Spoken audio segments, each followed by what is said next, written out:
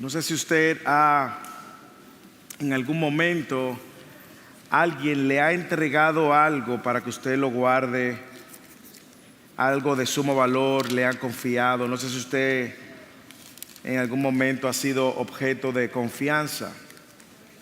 Quizás una prenda valiosa, quizás un anillo, quizás un documento, el título de alguna propiedad o quizás dinero. Y le han dicho: guárdame esto bien, guárdalo bien, que le estoy confiando. Yo no sé si a usted le ha sucedido eso. En ocasiones nos dan cosas a guardar, que la guardamos tan bien que luego ni nos olvidamos dónde la guardamos.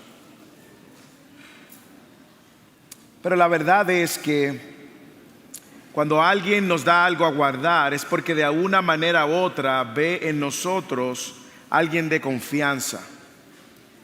Mira, quiero que me guardes esto. Incluso algunos han llegado a poner en manos de otros, incluso han confiado sus hijos.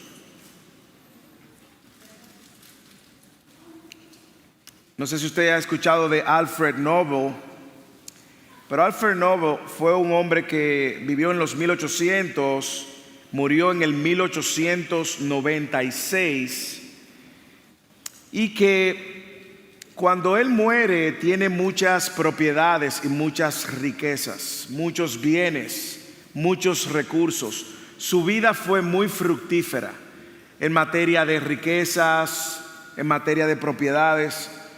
Cuando él muere en el 1896, él deja a sus abogados un documento, un poder, donde le explica a sus abogados qué hacer con sus bienes. El problema no fue que él le dejara a sus abogados un poder donde le explicaba qué hacer con sus bienes. El problema era que su familia ya no estaba incluida en este testamento. Así que en su muerte la familia se levantó con mucha oposición, ya que ellos querían de alguna manera ser beneficiados por este testamento y ser beneficiados por los bienes que Alfred Nobel había hecho. Pero los abogados encontraron mucha oposición, así que los abogados tuvieron que luchar contra las familias, los familiares, con amigos de los familiares, porque no estaba de acuerdo a las expectativas de los familiares. Era lo esperado. Los familiares esperaban que todos estos bienes y este torrente de riquezas pues fuera a sus manos. Sin embargo, los abogados tenían una orden, un último deseo de Alfred Nobel, y era usar su fortuna para premiar a todo el que promoviera la paz, la literatura, el arte. Y aunque el abogado era un abogado pequeño, era una firma de abogada pequeña, él protegió este testamento con firmeza. Enfrentó la oposición legal de los familiares, enfrentó el desprestigio público y las presiones familiares. Y gracias, escuche bien, a la fidelidad de esta pequeña firma de abogados y de este abogado, pues hoy tenemos lo que se conoce como los premios Nobel de la Paz. La verdad es que cuando a uno se le confía algo de tanto valor, uno siempre va a tratar de alguna manera u otra de honrar a aquel que nos lo confió. Y al cierre de esta carta, en estos 2 versículos, Pablo quiere que Timoteo vea el valor de lo que se le ha encomendado, de manera que él pueda guardarlo, mantenerse firme, a pesar de todas las presiones que él iba a recibir de afuera, de adentro, de aquellos que se oponían al evangelio. Al cierre de esta carta, Pablo quiere que Timoteo mantenga delante de él cosas que son prioritarias y que pudiesen resumir todo lo que Pablo le ha dicho en la carta. Pablo quiere que Timoteo guarde lo que se le ha confiado, y ese es el título del sermón: guarda lo que Dios te ha confiado. Así que hoy nos encontramos en los últimos versículos de esta carta. Encontramos 2 líneas, 2 versículos que expresan el deseo final de Pablo y que ya leyó el hermano Fermín, y que de una manera u otra, como dije anteriormente, resumen todo lo que Pablo ha venido diciendo. Timoteo, guarda lo que se te ha encomendado.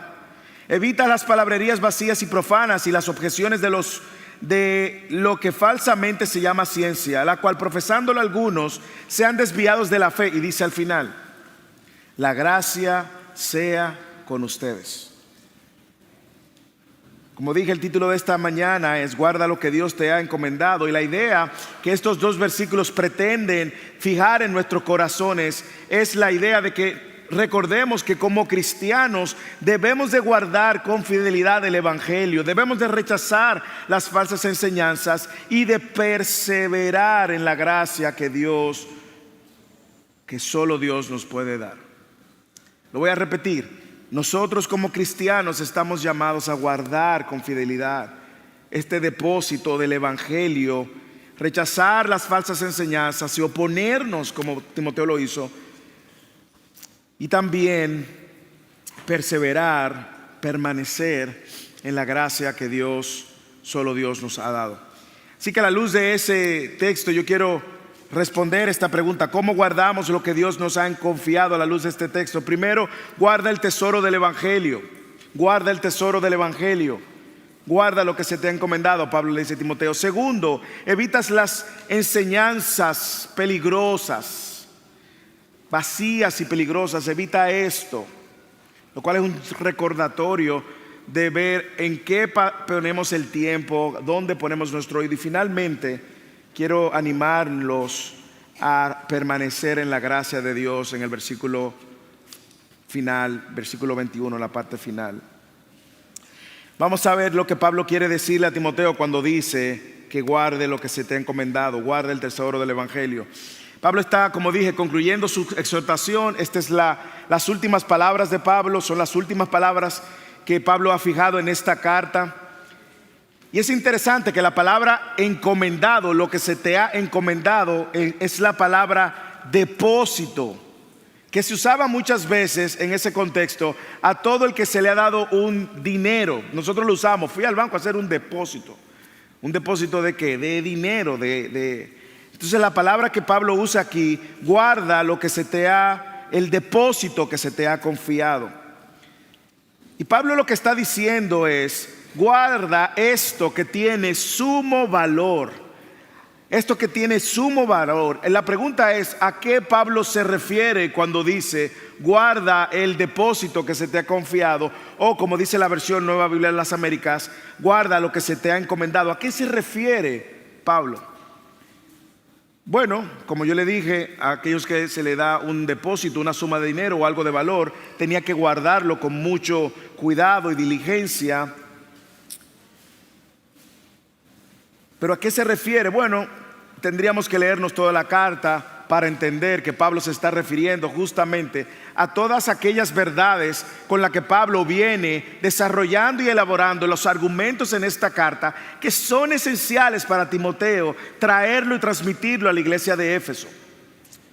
Yo quiero que veamos algunas cosas que Pablo le está diciendo que él debe de tener en cuenta y de guardar esto que se le ha encomendado. Lo primero es: guarda la fe que algunos rechazaron. En el capítulo 1, versículo 18. Yo quiero que usted vaya conmigo, abra su Biblia y vamos a estar back and forth, para adelante y para atrás con estas hojas de esta carta de Timoteo. Lo primero es que Pablo, desde que abre la carta, le dice: guarda la fe que algunos rechazan. Usted lo recuerda en el versículo 18 del capítulo 1. Esto te confío. Aquí está la misma palabra.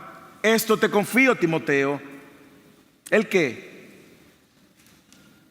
Conforme a las profecías que antes se hicieron en cuanto a ti, a fin de que por ella pelees la buena batalla, guardando la fe y una buena conciencia, que algunos han rechazado y naufragaron en lo que toca a la fe.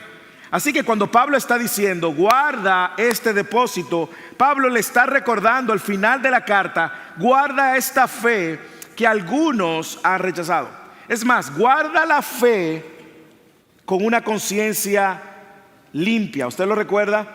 Y este llamado de Pablo a Timoteo de vivir a la luz de lo que cree. no es solamente guardar el conocimiento y creer que tú sabes y que te sabes todos los puntos de la doctrina de la gracia, o que tú conoces a profundidad el Evangelio. No, es que tú puedas vivir de una manera que tu conciencia esté tranquila porque vives a la luz de lo que sabes.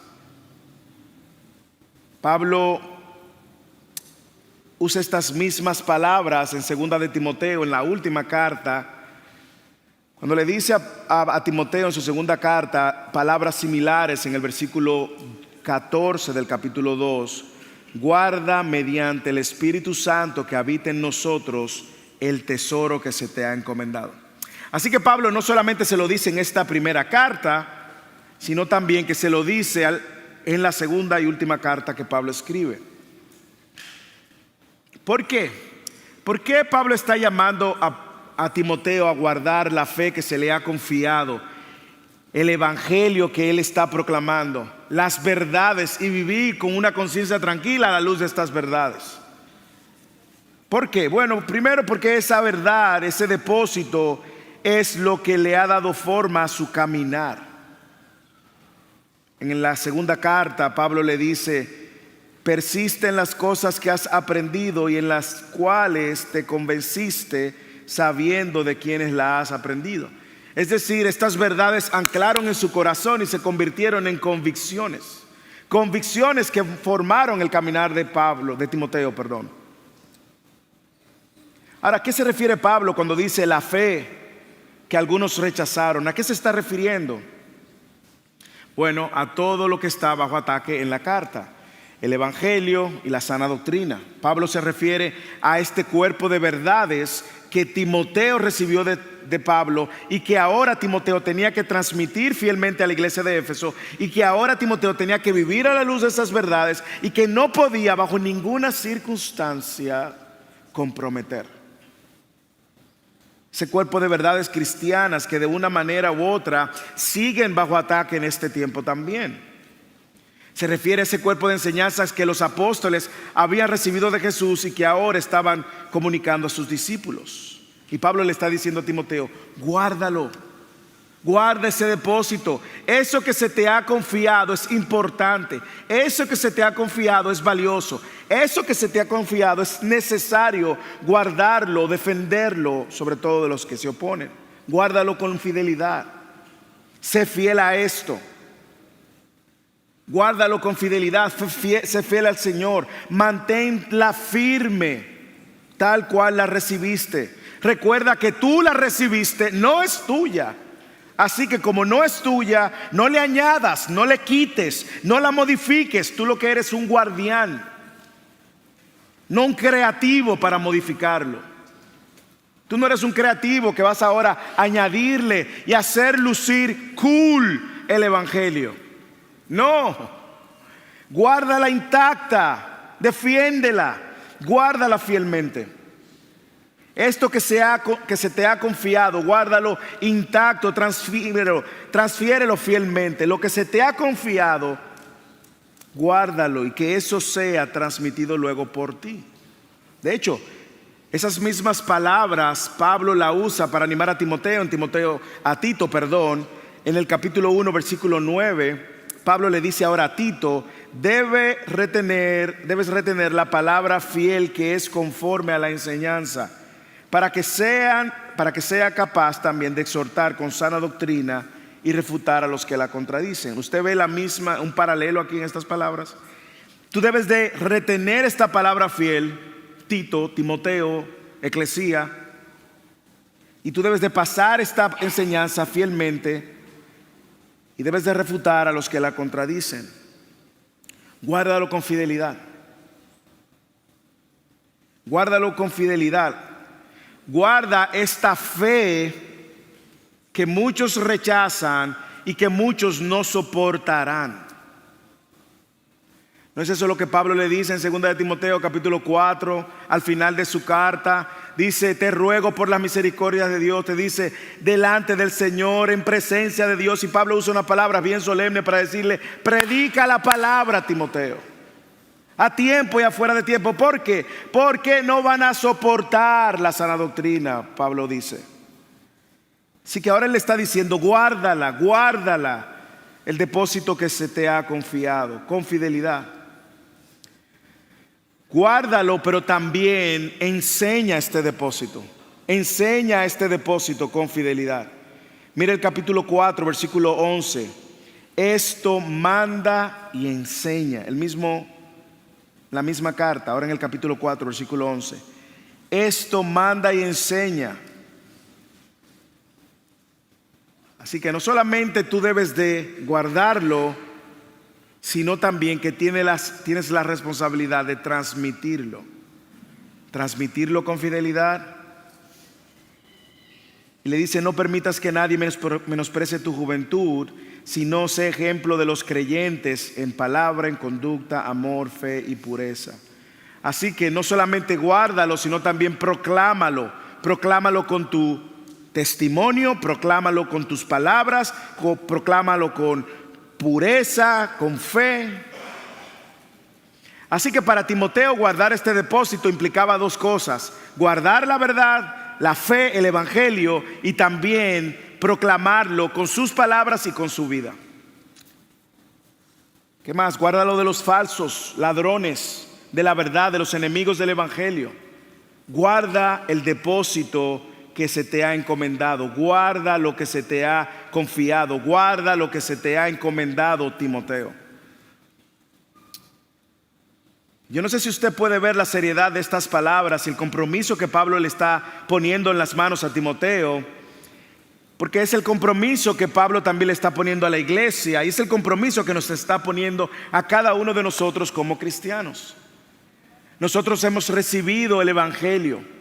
Hemos recibido el evangelio, y la mayoría de nosotros que venimos de contextos hispanos venimos de un evangelio torcido, o un evangelio diluido, o un evangelio legalista, o un evangelio light, como llaman.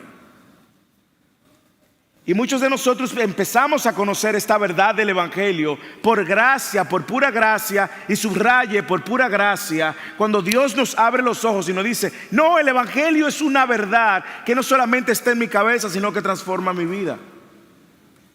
Y ahora nosotros tenemos la responsabilidad de guardar igualmente intacto, no añadiéndole, no quitándole, no diluyéndolo, sino proclamándolo con nuestras palabras y con nuestras vidas. Una de las grandes verdades transversales en toda esta primera carta es: vive coherentemente a la luz de lo que tú crees, Timoteo. Y por eso Timoteo recibe una serie de instrucciones para ver la cualificación de un pastor, y una serie de instrucciones para ver la calificación de los servidores. Porque el pastor y los servidores, los pastores, tienen un estándar también que están llamados a vivir. Y yo no sé si usted puede ver cuál es la tensión en la realidad del 2025. Es que muchos de nosotros no tenemos idea de cuál es el valor de lo que se nos ha confiado. Pastor, ¿por qué usted dice eso? Bueno, por dos razones. Una, o no proclamamos esto con tanta frecuencia como lo sabemos. Dos, porque probablemente no vivimos a la luz de lo que creemos y decimos que creemos. O existen ciertas inconsistencias. El Señor nos ha dado estas verdades del evangelio para guardarla en nuestros corazones y mostrarla en la manera en que vivimos. ¿Usted tiene idea del valor del evangelio?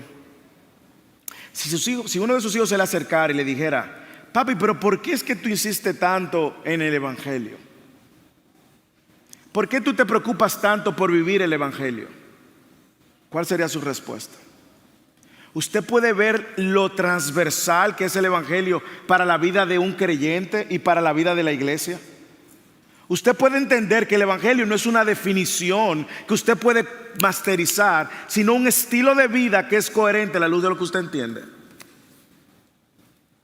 Por eso muchos de nuestros países nos llamaban evangélicos. Se suponía que vivíamos de una manera que nos caracterizaba con un grupo de personas, tristemente en nuestros contextos, que vestía de cierta manera. Pero el evangélico es aquel que entiende el evangelio y vive la luz del evangelio. No solo se viste de una manera o de otra manera, sino que vive a la luz de lo que cree. Y es un tesoro. Es un tesoro que se nos ha confiado. Ese es un tesoro que parte en la verdad de lo que nosotros vivimos. La pregunta es: ¿qué tanto lo atesoramos? ¿Tenemos un entendimiento del valor y lo estamos atesorando? Déjeme decirle cómo usted puede identificar que no lo está atesorando.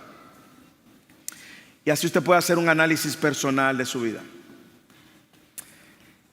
¿Cuántas veces al día, desde que usted abre los ojos, reflexiona en las verdades del Evangelio?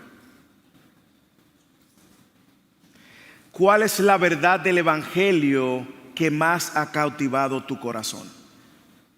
¿Tú la conoces? ¿Qué tan definido tú estás por las verdades del Evangelio? Y si tuviéramos que tomarle una foto a tu vida y compararla con el Evangelio, ¿qué tanto tú luces a la luz de ese Evangelio? ¿Qué tanto tú hablas del Evangelio? ¿Qué tanto tú vives el Evangelio? Pastor, ayúdame a entender cómo yo puedo vivir el Evangelio. Claro, se lo voy a poner en el ABC, como si se lo estuviera explicando a mis hijos. La obra de Dios para salvar al pecador inicia en la eternidad pasada, donde Dios pensó en nosotros. Y luego Dios, en este mundo caído, orquestó unas circunstancias donde tu vida fue confrontada con una verdad que te reveló lo pecador que tú eras. Y esa realidad de ver lo pecador que tú eras no te dejó solamente consciente de tu condición de pecador, sino que te hizo correr al único capaz de perdonar todos tus pecados. Capaz de perdonar todos tus pecados. Y en ese momento todos tus pecados fueron borrados. Y ahora tú te encuentras en un tema muy fresco para mi familia, unido con Cristo. Y esa unión con Cristo hace que Cristo esté en ti, tú estás en Cristo. Y ambos estamos escondidos en Dios. Por lo tanto, ahora esa verdad te invita a reflejar el carácter de aquel que te salvó, te cambió y te dio un nuevo corazón. De una manera muy práctica, el que ha entendido algo del Evangelio sabe que perdonar para el cristiano no es una opción, es un deber. Porque lo primero que usted entendió en el ABC de su salvación es que a usted lo perdonaron. Por ejemplo, entre cristianos que entienden el Evangelio no puede existir falta de perdón. Eso es un oxímoron. También el cristiano que ha visto que no podía alcanzar la salvación por sus propios méritos, sino que Dios se humilló y se hizo hombre para salvar a pecadores como nosotros, no vive en arrogancia, sino en humildad. Por lo tanto, vive el Evangelio de una manera humilde, no creyéndose superior a nadie, sino dispuestos a ir a pedir perdón si es necesario. Pero continuamente está recordando verdades cardinales como: usted fue adoptado por Dios, usted era enemigo de Dios y ahora es hijo de Dios por toda la eternidad. Cuando tú te ves al espejo, ¿qué tú ves? Tus debilidades, tus errores, tus faltas. Si solamente tú ves eso, no entiendes el Evangelio. Porque cuando vamos al espejo, espiritualmente hablando, y tenemos que ver a Cristo, la obra de Cristo y la posición que ahora tenemos en Cristo, a pesar de mis errores, mis faltas y mis pecados. Porque el Evangelio trae consigo una nueva posición por toda la eternidad. Por lo tanto, te preguntaba, ¿qué tanto atesoras ese Evangelio? Porque en la medida que tú lo conoces, lo vas a atesorar. Y en la medida que lo atesoras, lo vas a guardar. Y en la medida que lo guardas, lo vas a confiar y lo vas a comunicar de la misma manera. Una de las cosas que nosotros tenemos que esforzarnos como iglesia cada vez más es enseñar a los maestros, sobre todo de los niveles más básicos, estas verdades del Evangelio, porque fácilmente podemos cruzar la línea y formar pichones de legalistas. Tú tienes que hacer esto. Eso lo hace cualquier religión. La fe cristiana nos recuerda: Cristo hizo a favor de pecadores como tú, no importa la edad que tú tengas. Pablo le dice a Timoteo: guarda el tesoro del Evangelio. Y mi pregunta reflexiva para nosotros es: ¿qué tanto lo conocemos? ¿Qué tanto lo vivimos? ¿Qué tanto lo atesoramos? ¿Qué tanto lo proclamamos? Segundo, Evita las enseñanzas peligrosas. Pablo le dice a Timoteo: y evita las palabrerías vacías y profanas, y las objeciones de lo que falsamente se llama ciencia, la cual profesándolo algunos se han desviado de la fe. Y Pablo, al final de su carta a Timoteo, quiere darle la advertencia que le viene dando desde el principio de la carta. Es más, recordemos esto: Timoteo fue enviado a la iglesia de Éfeso justamente, ¿usted sabe para qué? Para arreglar estos inconvenientes con falsos maestros que se estaban levantando dentro de la iglesia, torciendo la verdad. Eso es lo primero que le dice en el capítulo 1, versículo 6. Vaya conmigo. Mire lo que le dice en el 1:6. Pues algunos, desviándose de estas cosas, se han apartado hacia una vana palabrería. Pablo lo está advirtiendo y le dice: te rogué, en el versículo 3, al salir para Macedonia, que te quedaras en Éfeso para que instruyeras a algunos que no enseñaran doctrinas extrañas. Timoteo fue enviado justamente para ayudar a la iglesia a no desviarse. Escuche, esta gente no estaba siendo atacada de afuera, estaba siendo atacada de adentro. Es decir, dentro de la iglesia estaban surgiendo un grupo de líderes, y algunos entienden que pastores, que estaban torciendo la verdad. Y estaban enseñándole a las mujeres, sobre todo, iban donde las mujeres y le enseñaban un evangelio diferente. Y Timoteo llega en una misión especial, como un pastor especial, a arreglar estas cosas. Y ahora, al final de la carta, Pablo quiere volver a recordarle: evita estas palabrerías vacías y profanas. Mire lo que le dice en el capítulo 4, versículo 7. Otra vez, él le dice: pero nada tengas que ver con las fábulas profanas propias de viejas, más bien disciplínate para la piedad. ¿Usted lo recuerda? Ahora él quiere una vez más decirle: no te enfrasques en este tipo de discusiones con gente que no va a moverse de su errada posición, y de esto que llaman falsamente ciencia. La palabra ciencia ahí, en algunas traducciones, está como conocimiento, gnosis. Y algunos entienden que Pablo le está advirtiendo de una de las formas del gnosticismo. Le dice: esta gente falsamente, es decir, están errando, por lo tanto se están desviando. Y estos no tienen nada que ver con Dios, sino que es una palabrería insensata. Estos que falsamente llaman decir que tienen conocimiento. ¿Qué es el gnosticismo? Bueno, es bueno que usted lo conozca porque ha estado presente desde el principio de la iglesia. De hecho, la primera carta que Juan, el apóstol Juan, escribe es atacando directamente el gnosticismo dentro de la iglesia. Pero hoy nosotros vemos muchas manifestaciones de eso fuera de la iglesia. El gnosticismo era un movimiento religioso que tenía diferentes matices. Traía primero un mensaje que contradecía el evangelio, pero sobre todo el gnosticismo, la palabra gnosis, conocimiento, era un movimiento filosófico y religioso que tenía la idea de que la gente se salvaba a través del conocimiento exotérico. Subraya la palabra esotérico. Y no por la fe, no por gracia, sino a través de ese conocimiento esotérico. Y algunas características que tenía ese movimiento en aquel entonces, que nos puedan arrojar luz para que veamos cómo luce hoy, es que el gnosticismo enseñaba que el espíritu era bueno, pero el mundo material, todo lo material era malo, incluyendo el cuerpo, era malo y corrupto.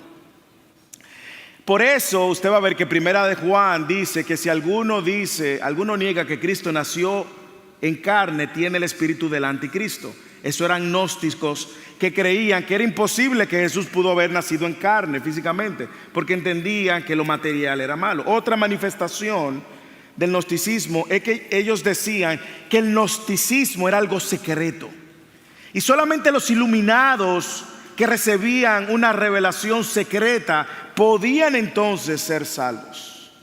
Y eso es importante que lo escuchemos, porque en las redes sociales hay unos charlatanes, literalmente charlatanes le llamaría Pedro, que están promoviendo un sinnúmero de enseñanzas esotéricas y unos códigos secretos que usted necesita saber, pero que usted, si no lo entiende, es porque usted no es un iluminado. Este grupo de esotéricos que están en las redes sociales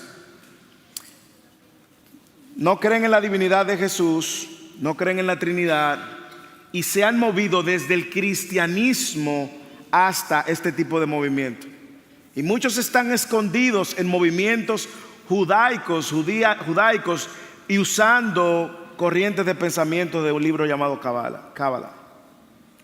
El gnosticismo también enseñaba que Cristo no era plenamente, negaba la humanidad completa de Dios, de Jesús, y negaba la divinidad completa de Jesús.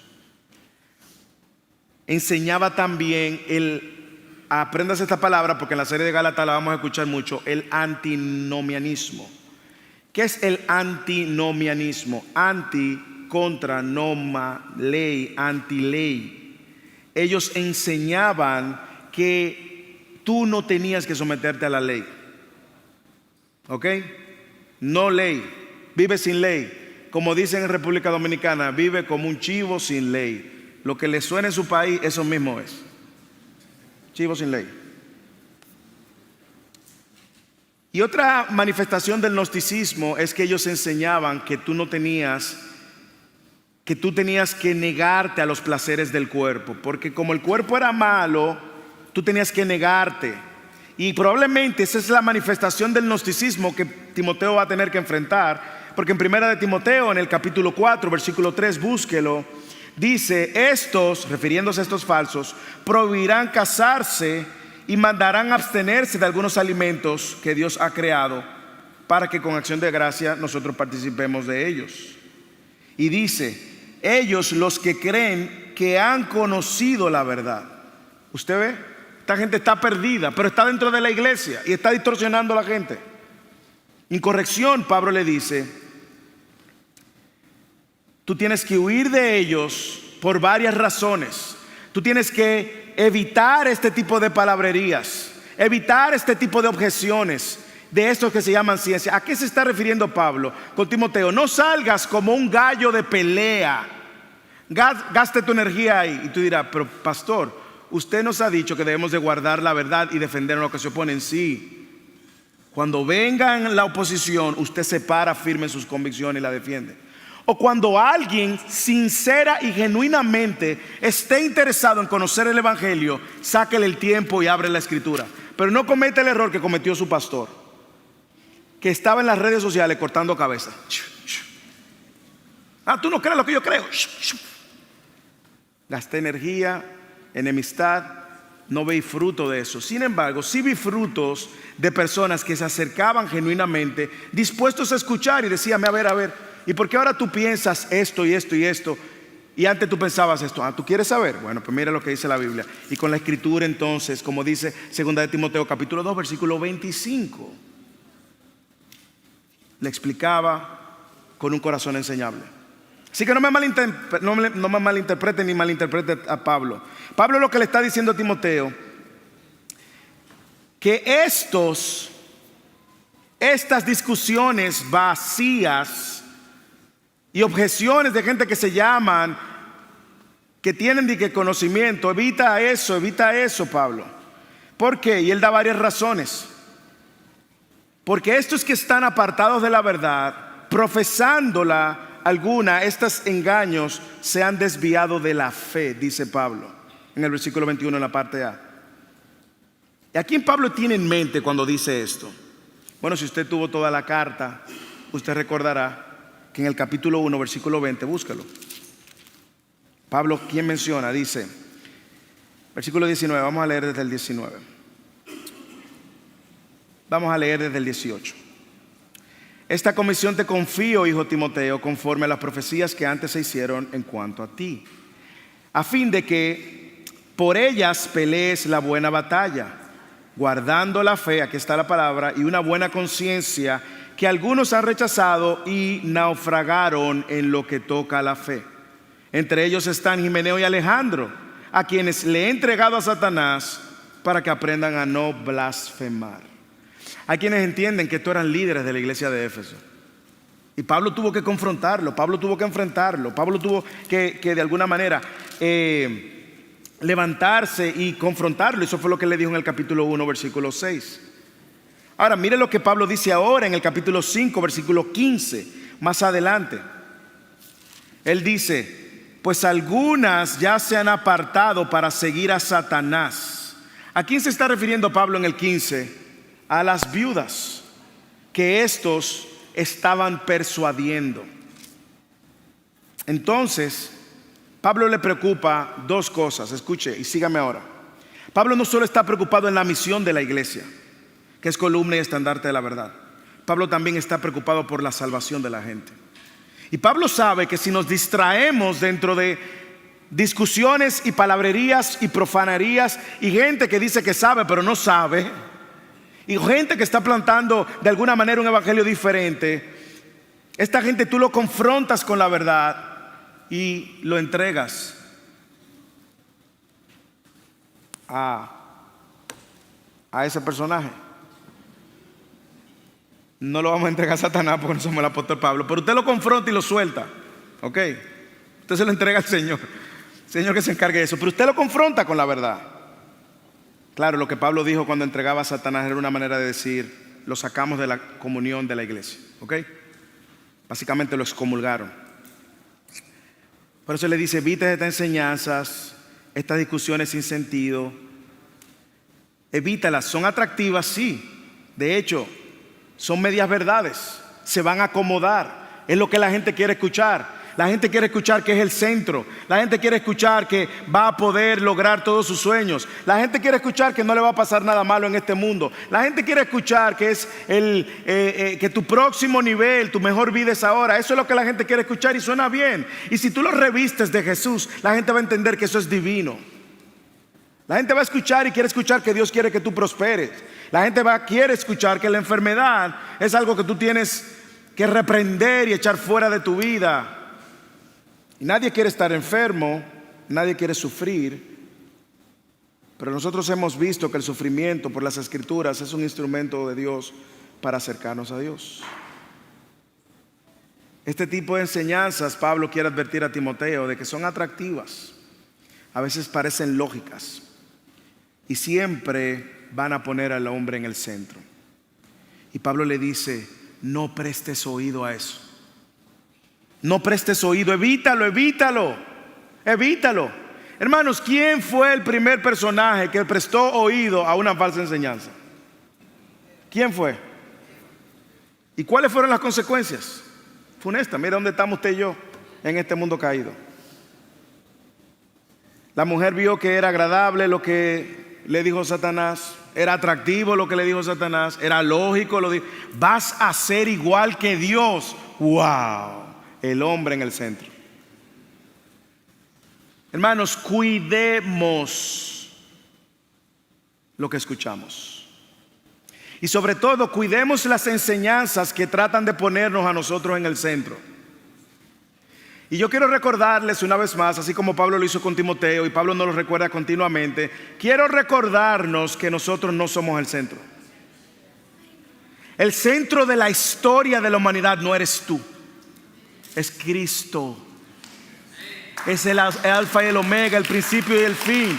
Usted y yo no somos el centro. Hermanos, usted y yo somos esto que Dios por gracia salvó y nos encontró en la peor condición en la que nos encontrábamos. Y que ahora, porque hemos sido salvos por gracia, nosotros adoramos y rendimos nuestra vida al que sí es el centro. Yo no sé si a usted le ha pasado, yo le he dicho anteriormente, pero todos luchamos con eso. Nosotros pensamos que vivimos la película donde somos el protagonista y juramos que todo es alrededor de nosotros. Por lo tanto, queremos la admiración de nosotros, el reconocimiento a nosotros. Queremos que la gente vea lo que nosotros hacemos y queremos ser justicieros de nuestro propio argumento. Nos ponemos en el centro. Pensamos que si se cae el avión, todos van a morir menos usted, porque usted es el protagonista. Nos queremos el centro. Muchas de las enseñanzas que estaban en esta iglesia lucían atractivas porque ponían al hombre en el centro. Hermanos, ¿a cuáles oídos, a cuáles enseñanzas estamos prestando oídos? ¿A cuáles enseñanzas? Y como yo decía en unos sermones anteriores, tenemos la capacidad de discernir dentro de la iglesia, hermanos. Dentro de la iglesia, ¿a cuáles voces estamos prestando oído? Usted sabe que la iglesia va creciendo, es un organismo vivo. Pero ¿está usted preparado para identificar a alguien que trate de plantar en su corazón una falsa enseñanza dentro de la iglesia? ¿Está usted capaz de identificar a alguien que trate de presentar un evangelio completamente diferente dentro de la iglesia? Y lo quiera hacer ver a usted no piadoso porque usted no hace estas cosas, y quiera poner en su corazón un sentimiento de culpa y quiera transformarlo usted en un legalista. Usted puede identificar eso. Usted puede identificar dentro de la iglesia quién también pudiera levantarse moviéndote hacia un evangelio más liberal. Ah, no, porque como es gracia, haz lo que tú quieras, qué gracia. ¿Pudieras identificar dentro de la iglesia al moralista que dice yo no hago nada malo, yo eso no lo hago, eso tampoco lo hago, y se justifica por sus propios méritos? ¿Usted pudiera identificarlo? ¿Cómo usted pudiera reaccionar? ¿Usted pudiera identificar a alguien que pueda estar sembrando división, desánimo dentro de la iglesia? Eso yo no lo veo. Quien ve eso es de pecadores. ¿Quién hace esto? Hermanos, Dios nos dé un corazón humilde y sencillo y dependiente del Señor. Dios nos dé cada día más un entendimiento de su gracia. Dios nos recuerde que no somos el centro y que cualquier enseñanza o canción de adoración que trate de poner al hombre en el centro, nosotros seamos muy buenos discerniendo. La adoración es un medio que se usa incluso para filtrar falsas enseñanzas. Y usted va a encontrar buenos himnos, buenas canciones de grupos que no son doctrinalmente sanos. Y usted dirá, entonces no escucho ninguna de sus canciones. No, yo no estoy diciendo eso, yo estoy diciendo discierna la verdad, examine la verdad y rechace todo lo que no parezca la verdad. Discierna. Madure en su entendimiento de la gracia y del evangelio. Evita ese tipo de enseñanzas que van a tratar de rascar tu oído. Y Pablo quiere que Timoteo no solamente guarde el evangelio, sino también que se guarde de este tipo de enseñanzas. Y finalmente, aquí una línea de cierre hermosa que no podemos dejar fuera. Vaya a su Biblia, vaya al versículo 21, la última línea. Vaya ahí, mírelo con sus ojos, léalo con sus ojos. La última línea.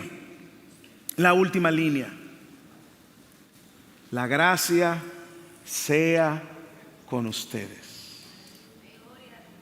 Qué manera de cerrar esta carta. Yo quiero animarnos a la luz de estas palabras a permanecer en la gracia. A permanecer en la gracia de Dios. Es la oración final, es la línea final, es la última palabra con la que Pablo cierra esta carta. La gracia sea con ustedes. Le voy a decir lo que esa línea no significa. Esa línea no es una línea protocolar para cerrar de una manera bonita y evangélica la carta. Estas líneas están inspiradas por Dios para recordarle a Timoteo y a la iglesia la importancia de crecer y depender en la gracia. De hecho, la carta inició con la gracia. Vaya a la página, al capítulo 1. Y él le dice: gracia, misericordia y paz de parte de Dios. Gracia, misericordia y de paz. Y pareciera que la carta es originalmente para Timoteo. Sí, es originalmente para Timoteo, pero iba a ser leída a toda la iglesia también, como usted lo sabe, porque Pablo termina esta carta en plural. Gracias sean a ustedes, Timoteo. Gracias sea a la iglesia. En otras palabras, la gracia esté con todos ustedes. Así que es evidente que a Pablo le interesaba que esta carta fuera leída a toda la iglesia, no solo a Timoteo, pero a toda la iglesia. Pablo está viendo más allá. Y era la verdad fundamental para la iglesia de Éfeso, para Timoteo y para los creyentes y para Eclesía y para usted y para mí, recordar que debemos de permanecer en esa gracia. La gracia de Jesús es esencial para la vida del creyente. Y Pablo quiere dar el último sabor de esta carta con un recordatorio de la gracia de Dios. La gracia, que significa el favor inmerecido, el amor inmerecido y el cuidado de Dios por pecadores que merecían condenación.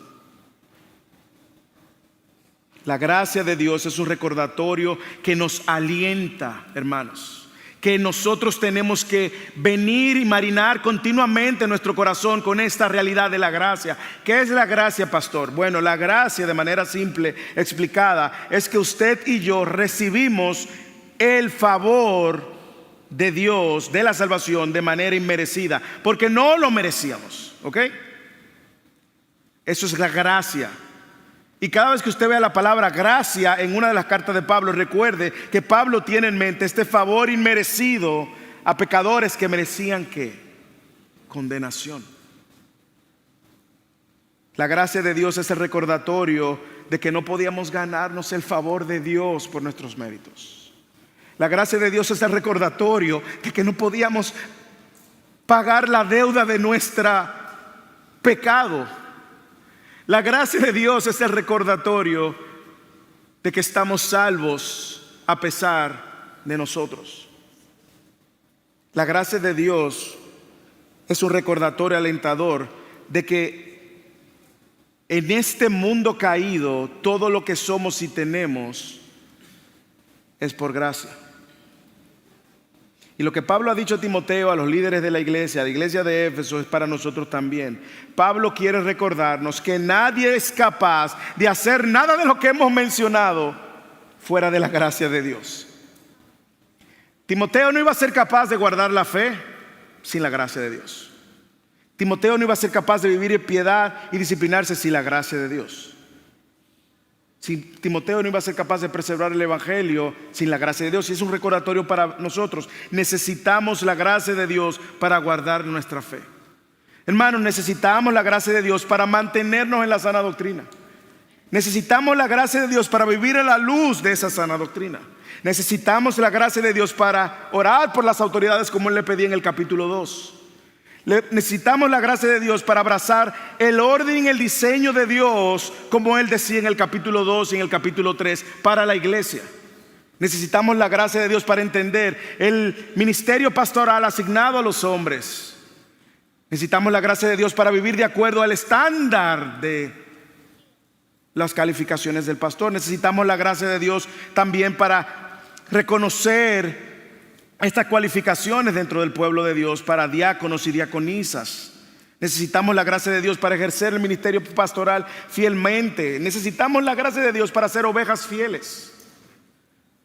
Necesitamos la gracia de Dios para reconocer que solo hay un mediador entre Dios y los hombres, como Él menciona en el capítulo 3, 2. Necesitamos la gracia de Dios para nutrirnos de la verdad. Necesitamos la gracia de Dios para no caer en el legalismo.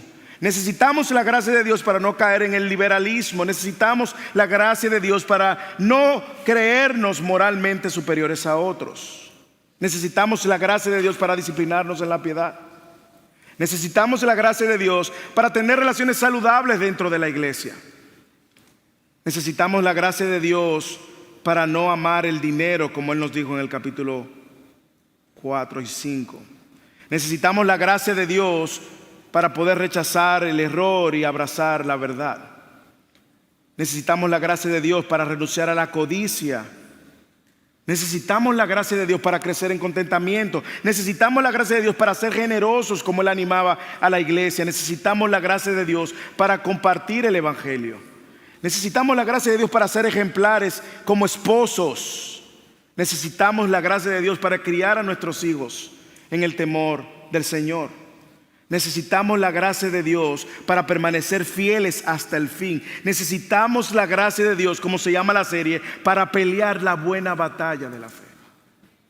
Nadie, hermanos, nadie en este lugar, nadie es capaz de lograr lo que Dios demanda sin la gracia de Dios. Solo su gracia nos sostiene, solo su gracia nos sostendrá, hermanos.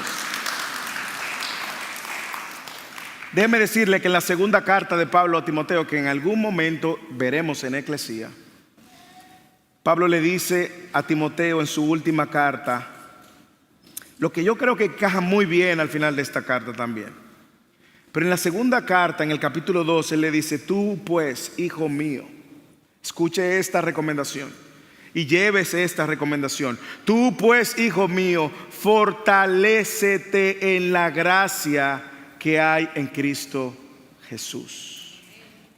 Fortalécete en la gracia. Hermanos, fortalécete en esa gracia que nos recuerda que no somos fuertes, sino débiles. Esa gracia que nos recuerda que la fuente de fortaleza es Cristo, no nosotros. Es la gracia que nos fortalece y nos recuerda que Cristo es el centro y nos remueve a nosotros del centro. Hermanos, mire a su alrededor. Mire a su alrededor. Todo lo que usted ve, todo lo que usted tiene, todo lo que usted es por gracia. Todo es gracia. Lo que tienes y lo que no tienes es gracia. Aún lo que tú no tienes es gracia. La familia que tienes es gracia. El esposo o la esposa que tienes es gracia. El esposo o la esposa que no tienes es gracia. La salud que tienes es gracia. La enfermedad que tienes es gracia. La abundancia que tienes es gracia. Si estás en escasez, es gracia. El trabajo que tienes es gracia. Y aún el que no tienes es gracias. Los hijos que tienes es gracia. Y los hijos que tú no tienes es gracia. Y los hijos que tú has querido tener y no has podido es gracia. Hermanos, la salvación que tienes es gracia. El perdón de tus pecados es gracia. La libertad de la culpa de tus pecados es gracia. Y este proceso en este mundo caído donde estás siendo santificado es gracia. La vida que tú tienes es gracia. Pero más aún, la vida eterna que te espera es gracia, hermanos. Es gracia. Por eso necesitamos entender y crecer en el entendimiento de esta gracia en la cual estamos llamados a permanecer. Es solo en Cristo que somos fortalecidos por su gracia, y solo en Cristo que vamos a poder crecer y abundar en esta gracia. Y cuando estamos conscientes, hermanos, que todo es por gracia, es entonces cuando usted, con boca llena, gozoso en medio de cualquier circunstancia, enfermedad, dolor, escasez, usted va a poder decir: gracias, gracias Dios, gracias. Gracias por tanto cuando no merecía nada. Por eso, hermano, hermana, permanece en la gracia. Fortalécete en la gracia y crece en el entendimiento de la gracia. Guarda lo que Dios te ha confiado. Guarda lo que Dios te ha confiado. Guarda el tesoro del evangelio. Vive a la luz de ese evangelio. No pierdas tiempo con palabrerías y engañadores. Pero sobre todo, permanece en la gracia. Yo sé que hay días que tú dices que tú no puedes. Y hay días que tú dices que tú no sabes. Y hay días que tú dices que no sabes cómo lo va a hacer. Pero al final del día te das cuenta que sí pudiste. Y que Dios te sostuvo, y que Dios te sigue sosteniendo, y que Dios te sigue sosteniendo. Y van pasando los años y Dios te sigue sosteniendo y te sigue enseñando y mostrando que todo lo que tú tienes es por gracia, y que te ha dado más de lo que tú mereces. Reflexiona en esta gracia permanece en esta gracia y fortalécete en la gracia. Si tú nos visitas hoy, tú nos estás visitando probablemente o por una de varias razones. Alguien te invitó, estás en medio de alguna situación que necesitas la ayuda urgente de Dios. Dijiste voy a ir a la iglesia finalmente porque quiero.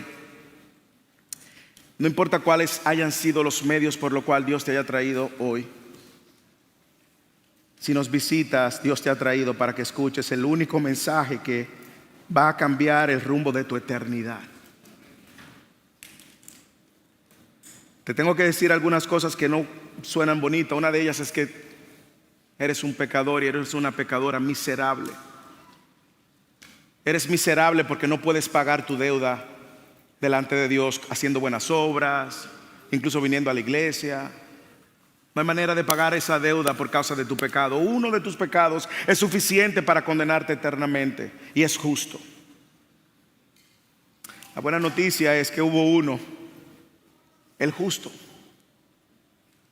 El justo que vivió en esta tierra y tomó el lugar de los injustos como nosotros, pecadores, y en la cruz recibe el castigo completo, el castigo necesario para aplacar la ira de Dios. Y lo más hermoso es que Él muere y el tercer día resucita y ahora proclama las buenas nuevas, que si tú que estás hoy en el 2025 aquí, crees que Él murió por tus pecados, resucitó al tercer día y es el único capaz de darte vida eterna y salvación a tu alma, Él te ofrece el tesoro de la vida eterna y demanda de ti arrepentimiento, esa convicción y reconocimiento de que eres un pecador, pero demanda de ti también fe, confianza de que solamente Dios puede salvarte. Y si tú crees con tu corazón, si tú confiesas con tu boca, Él promete vida eterna. Si tú estás aquí por uno de esos medios, es nuestra oración que tú salgas con un corazón transformado, rindiendo tu vida a Él, el único Señor, el único Salvador, el único capaz de borrar cada uno de tus pecados. Tú dirás, pastor, usted no me conoce. Usted no conoce todos mis pecados. Usted no conoce mi pasado. Usted no conoce lo que yo he hecho en la soledad. Usted no conoce lo difícil que ha sido la vida para mí. Usted no conoce los traumas que yo he pasado. Sí, tú estás correcto, no te conozco. Pero sí conocemos a aquel que te conoce. Y conocemos a aquel que salva a pecadores y da vida eterna a aquel que se arrepiente y le cree. A ese sí le conocemos y de ese sí te predicamos. Y sabemos que si tú corres a Él por salvación, Él te va a dar vida eterna.